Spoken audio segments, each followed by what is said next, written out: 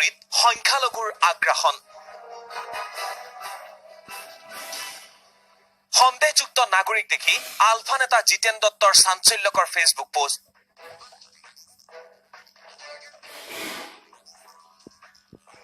মাঘেৰিটাৰ বুঢ়ীদিহিং নৈৰ চাপৰিত গাঁও পাতি বহিছে সন্দেহযুক্ত নাগৰিকে নামনি অসম আৰু মধ্য অসম চানি ধৰাৰ পিছত এইবাৰ উজনি অসমত আগ্ৰাসী ৰূপ লৈছে অভিবাসী মুছলমানে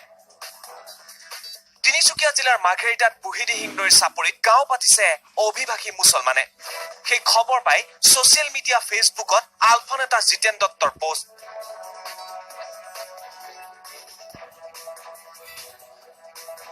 আলফা নেতা জিতেন দত্তই স্পষ্টভাৱে সকীয়াই দিয়ে প্ৰশাসনে উচ্ছেদ নকৰিলে 10 দিনৰ ভিতৰত নিজে উচ্ছেদ কৰিব কেটেটং আৰু শামুকজান গাঁও অঞ্চলৰ সীমান্তৱৰ্তী অভিবাসী মুছলমানৰ বসতি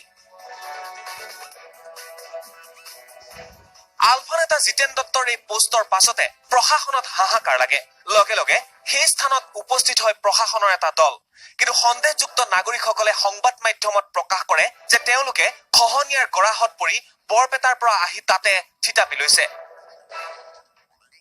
ইয়াত আহিছো মানে আমি বৰপেটাৰ মানুহ হয় তাতে ধৰক ব্ৰহ্মপুত্ৰ নদী আমাক মাটি ভাঙি লৈছে ইয়াতৰ অভাৱত মানে ইয়াত আহিছো ইয়াত খেলিখিনি খাই আছো ইয়াত মাটিটো আমালোকে কিনিয়ে বহিছো বা খাজনা দি আছো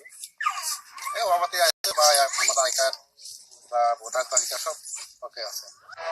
বুঢ়ীদিহিং নৈৰ চাপৰিত 8টা পৰিয়ালে গাঁও পাতি থাকিবলৈ লৈছে বাংলাদেশৰ পৰা আহি অসমত থিতাপি লোৱা অভিবাসী মুছলমানসকলে সম্প্ৰতি উজনি অসমৰ চাপৰি দখল কৰিবলৈ আৰম্ভ কৰিছে ফলত ঠায়ে ঠায়ে স্থানীয় লোকৰ সৈতে সংঘাতৰ সৃষ্টি হৈছে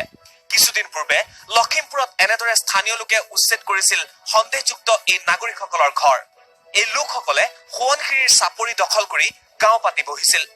প্ৰশাসনে এই ক্ষেত্ৰত তাৎপৰ্যপূৰ্ণভাৱে ব্যৱস্থা গ্ৰহণ নকৰিলে উজনি অসমৰ পৰিস্থিতি অধিক অগ্নিগৰ্ভা হৈ পৰাৰ পুৰা মাত্ৰাই সম্ভাৱনা আছে মাঘেৰিটাৰ পৰা Shyamal Neog news 18 Assam north east